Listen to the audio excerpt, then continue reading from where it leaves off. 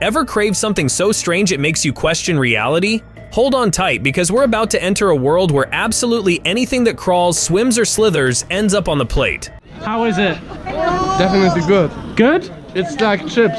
It's really good. Wanna try one? From bat fry to snake soup, these bizarre Chinese dishes might just leave you speechless or begging for seconds. Ready for a culinary thrill ride? Let's dive into the most shocking foods China has to offer. First up, snake soup, a dish so iconic in parts of China that locals rave. It warms the body during the chilly winter months. And how exactly do you prepare snake soup, you might wonder?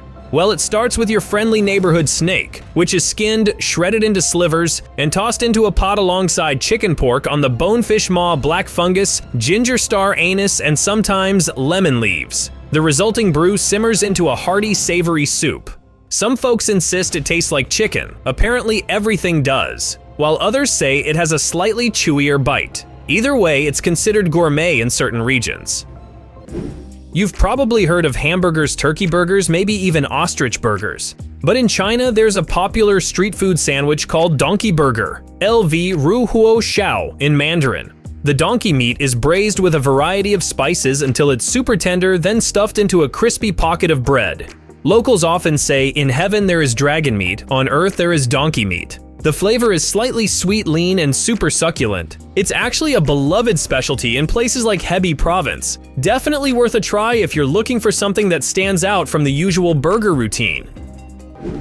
Ever enjoy a cozy hot pot meal with friends? Thinly sliced meats, fresh vegetables, noodles, all bubbling away in a communal pot of savory broth? Well, get ready for a twist. Pig brains are a popular hot pot addition in some regions. Yes, you heard right. A nice, jiggly, creamy chunk of pig brain, which is said to be incredibly soft and velvety once cooked. If you can get past the idea, many Chinese diners find it absolutely delicious. But it's definitely not for everyone. Would you be adventurous enough to plop a scoop of pig brains into your next bowl of hot pot? Let me know if your taste buds are that brave. No list of Chinese delicacies would be complete without mentioning the infamous scorpion on a stick. If you're strolling through a bustling Chinese night market, you might see these crunchy critters still wriggling on skewers. Don't worry, they usually fry them alive so quickly they stop wriggling fast. Vendors might season them with salt chili, or whatever secret spice mix they have up their sleeves. Despite the initial heebie-jeebies, adventurous eaters claim scorpions are surprisingly tasty, crunchy, a bit salty, maybe a little nutty, almost like a mini crispy potato chip with claws. How is it? Definitely good. Good? It's like chips. It's really good. Wanna try one? Still not convinced? At least it's got 78% protein, so you can justify your scorpion snack as health food. What do you get when you cross a reptile with a barbecue grill? You get crocodile skewers. Yes, you heard that right. In Shenyang night markets and other parts of China, you might find entire crocodiles sprawled out, charred and sliced into bite-sized chunks for eager foodies. They're rumored to be lean high in protein and a decent source of omega-3 fatty acids. Want a new culinary twist for your next backyard cookout? Try a croc burger. Just watch out for those jaws if it's not entirely, deceased. Kidding. These guys are typically thoroughly processed before hitting the grill. Would you be bold enough to sink your teeth into a toothy predator? This one is not for the faint of heart. Live octopus is enjoyed in certain parts of China and neighboring Korea. Chefs slice up the octopus, and the tentacles might still be squirming on your plate. The sticky suction cups can cling to your mouth, which makes chewing a literal life-or-death exercise. There have been cases of choking. The taste is apparently quite fresh and briny, but if the idea of your lunch fighting back doesn't sit well with you, you might want to pass. Then again, it's definitely an unforgettable story. Hey, remember that time we ate an octopus that was still waving hello? Especially the big hairy tarantula kind aren't exclusive to China. Cambodia is also known for them. But trust me, you can find them here too. Street vendors in certain Chinese markets will fry them up, stick them on skewers, and sell them in multiples.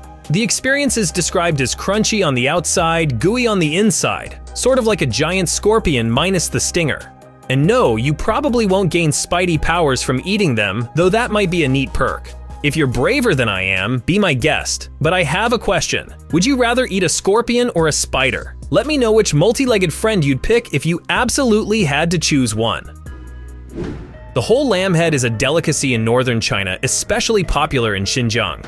Folks might steam it, boil it, or roast it, then peel off the meat piece by piece. Some connoisseurs say the cheek meat is the tastiest part, and the eyeballs are considered an honor to eat. In the north, they usually keep seasoning minimal, so the flavor of the lamb can shine through, while southerners go all out with spices and sauces to mask the gamey taste.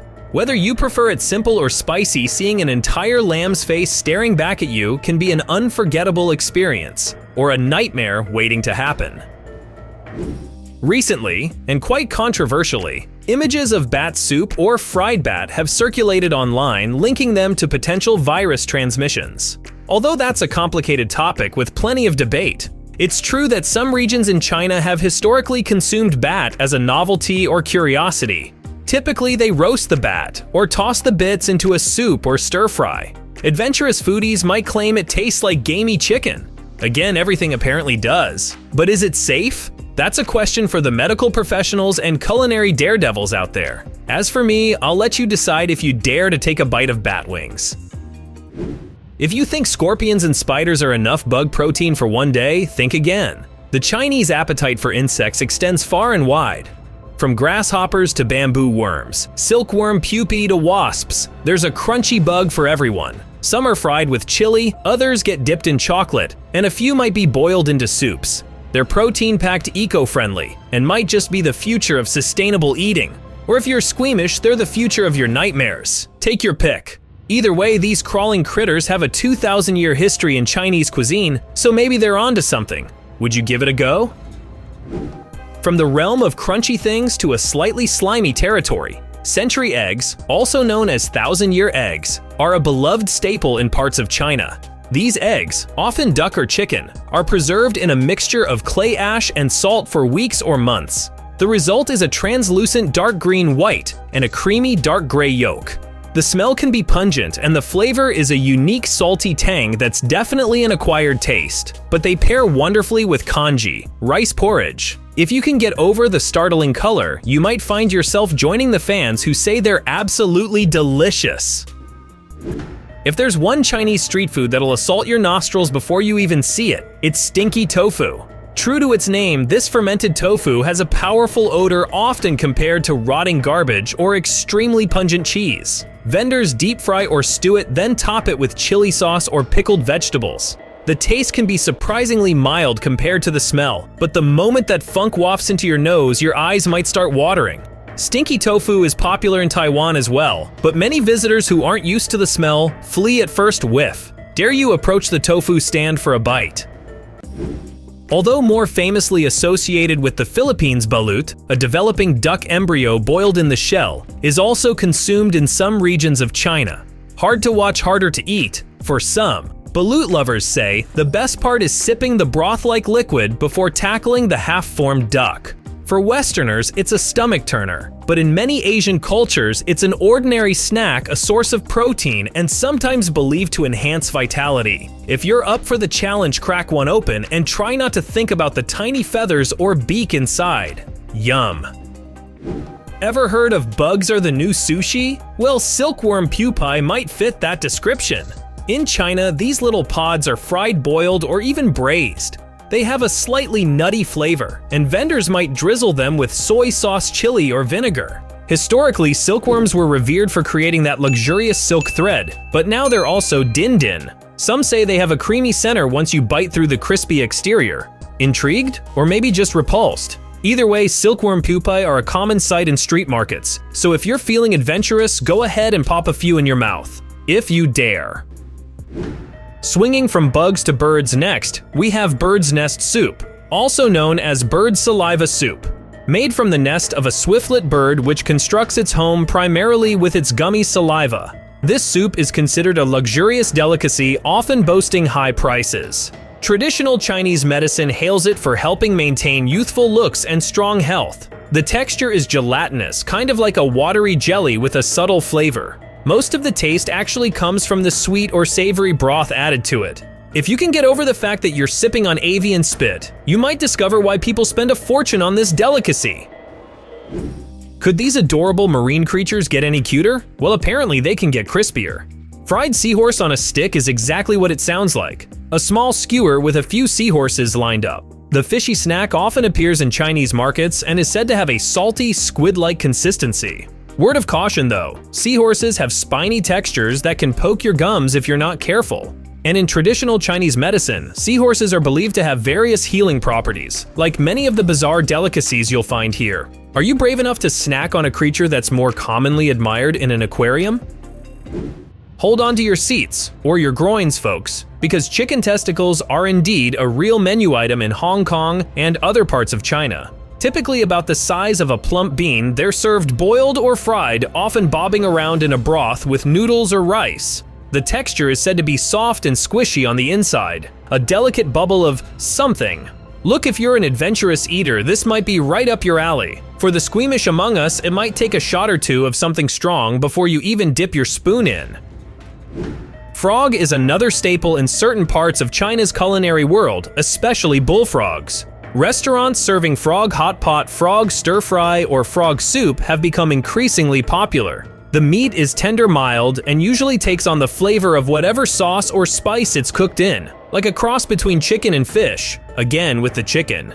Chili and Sichuan pepper-laden frog dishes are especially sought after. So if you prefer your amphibians with a spicy punch, China's got your back. Do you think you could handle a frog leg or two?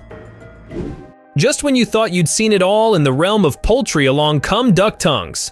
Served up stir-fried, braised, or marinated, they're a delicacy prized for their chewy texture and mild flavor. Most restaurants that serve roast duck or Peking duck might also offer tongues as a side dish or snack. Feeling adventurous? Give one a nibble and see if it quacks back. Spoiler alert, it won't, but it might leave you thinking about how many tongues a single duck has, which is just one. So you're effectively munching on a big bag of multiple ducks' tongues. Let that sink in.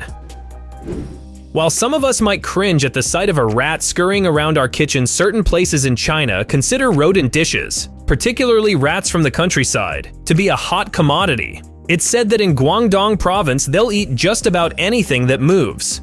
Vendors from neighboring regions sometimes collect live rats in bulk to sell them to eager city dwellers. Whether stir-fried, grilled, or turned into a stew, rats make an appearance in some regional cuisines.